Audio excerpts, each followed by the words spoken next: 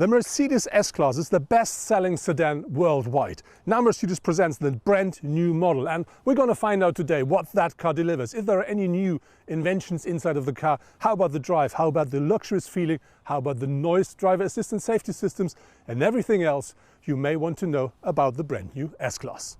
My S500 is featuring a 3-liter 6-cylinder petrol engine, and that delivers 435 horsepower, 520 newton meters of maximum torque, and it's combined with a 9-speed automatic gearbox and delivers the power to all the 4 wheels.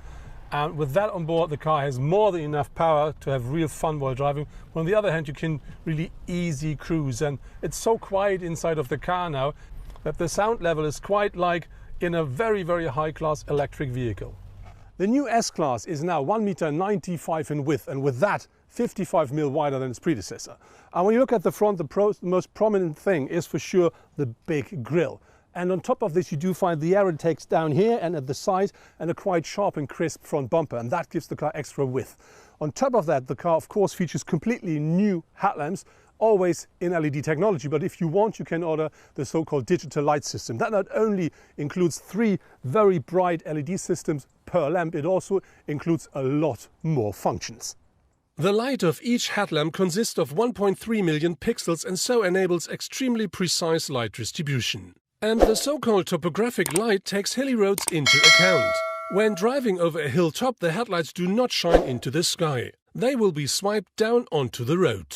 On top, assistant functions such as the marking of pedestrians on the edge of the road or the projection of warning and information symbols onto the road are possible.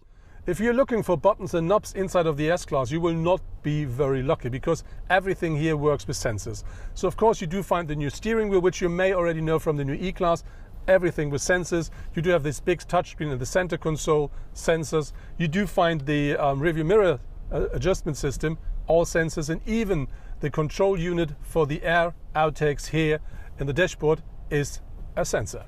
The S-Class is featuring the most important driver assistance, safety systems and more as standard. But of course you can order a lot more if you want, and at the end of the day, if you take everything, the car is able to nearly drive on its own. As soon as the legal base has been created, the S-Class will drive completely autonomously on suitable motorways up to a speed of 60 km per hour. And for the first time, the driver will be allowed to focus on other things and hand over the responsibility to the car. This step is planned for the second half of 2021. As the predecessor, you can order the new S-Class in 2 different lengths. And the new short version is now 5.18 m, which makes it 54 mm longer than its predecessor. The longer version is the one you see here. That's now 5.29 m, and that makes it 34 mm longer than the predecessor version. And when you talk about the height of the car, that's very similar to the predecessors, only 1 centimeter more, because the car now is 1.50 m high. Looking at the design and the shape of the car, this car now features, as the predecessor, the typical beautiful shape of a big sedan. But when you look at the side, what you do find is a lot less lines, because that now features, these floating surfaces, because that's the new and modern style of the Mercedes-Benz design. The new big head-up display of the S-Class not only features augmented reality, which means you get arrows for directions and all this stuff inside of your point of view, it also is simply big, because the projection is about 10 meters in front of the car, and the size of it is similar to a 77-inch screen. Of course, you do find LED taillights at the rear of the S-Class. They're featuring a very nice signature here, and the interior of them, this is a bit 3-dimensional, so very interesting to look into them. They are connected with this chrome element here, and that gives the car a bit of extra chic from the rear. To give the car sportiness, you do find something that looks like a diffuser and these exhaust pipes, but unfortunately they are fake. But looking at the rear of the car, what I really do like is the car gets a bit slimmer here at the rear, and that gives the car, this typical S-Class, very high-class look. The new S-Class always features a full digital cockpit, but that one here delivers a lot more than most of the others, because that really provides you with a real 3D feeling. And they deliver that by just tracking your eyes with integrated cameras. The center touchscreen of the infotainment of the S-Class is now 11.9 inch big as standard, or 12.8 if you pay extra. And that really is the center control unit of the whole car. But on top of this, the S-Class of course features the newest version of MBUX, and with that loads of improved functions and some new as well. Of course, the new S-Class is featuring an electric tailgate, but I think more important is the car now offers 550 litres of maximum boot capacity, and that's 20 more than with the predecessor. And if you are ordering the new plug-in hybrid, you will be lucky, because you will not longer find any steps inside of the boot, because the battery is now in the underfloor of the new S-Class. The materials and the craftsmanship here at the interior of the S-Class are really marvelous. And on top of this, the car features an interior design which is very interesting, because the dashboard is split in half, and that gives the car extra width and makes it even more airy than it is. And on top of this, you do find a new optional ambient light system, which not only offers you 250 LEDs, it also offers you a sync with the driver assistance safety systems, which can provide you with extra warnings here at the side of the car. Another new feature is the Intelligent Park Pilot, which enables the S-Class to park in and out in suitable equipped multi-story car parks, fully automated and driverless. My test car is featuring the new optional rear axle steering, and this is something you really feel in every driving situation. So for instance, if you drive into a parking garage, or if you drive inside of the city center, the turning circle of the car is then up to 2 meters less than without the rear axle steering. If you drive like I do now on countryside roads with tight bends, the car behaves like a compact car. And if you drive on the motorway and you want to change lanes, the car is a lot more stable than without the rear axle steering. When the new S-Class hits the market, there will be 6-cylinder petrol and diesel engines available. With a petrol, you can choose between 367 or 435 horsepower. For the diesels, you will have 286 or 330 horsepower.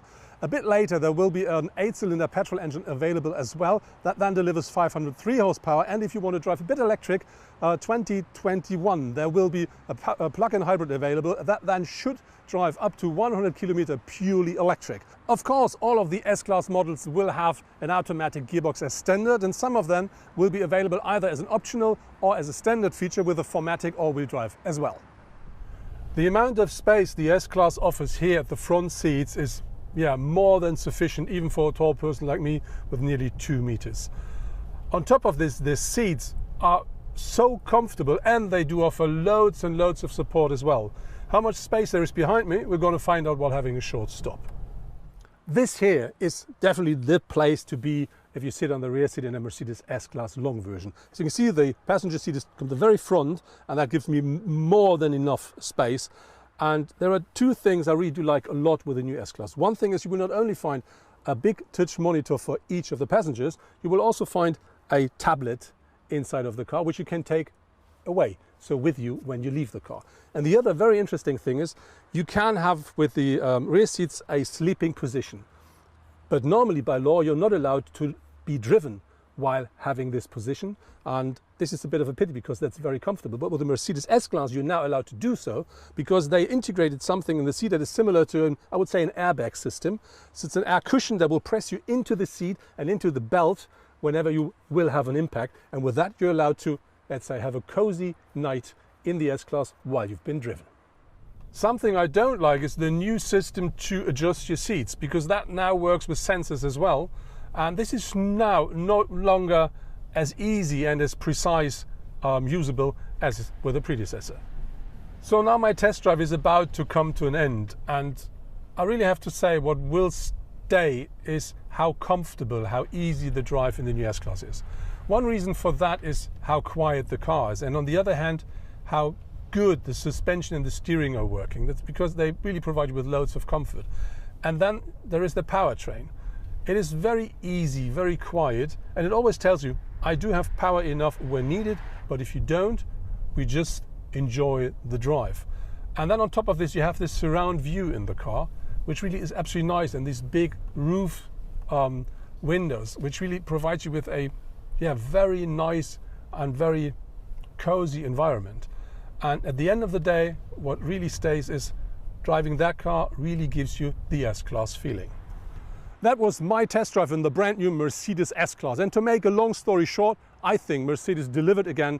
This is the benchmark when we talk about comfort and security in the future, or let's say from now on. To drive the new S500 was a real pleasure, and that's not only because of the powertrain. The new rear axle steering really makes that car, yeah, it feels like a compact one, an absolute pleasure to drive. On top you get completely new or advanced driver assistance and safety systems, which makes yet partly autonomous driving so easy and so comfortable. And they said they were going to deliver more next year, so then you will find level 3 up to 60 kilometers per hour. But there is one downside for sure, that's the price. In Germany you pay for this base version, which is the S350D, from 93,500 euros onwards. That's the short version. The long one will cost you from 96,000 euros. And ours here, the S500 Long, starts at 117,000 euros here in Germany.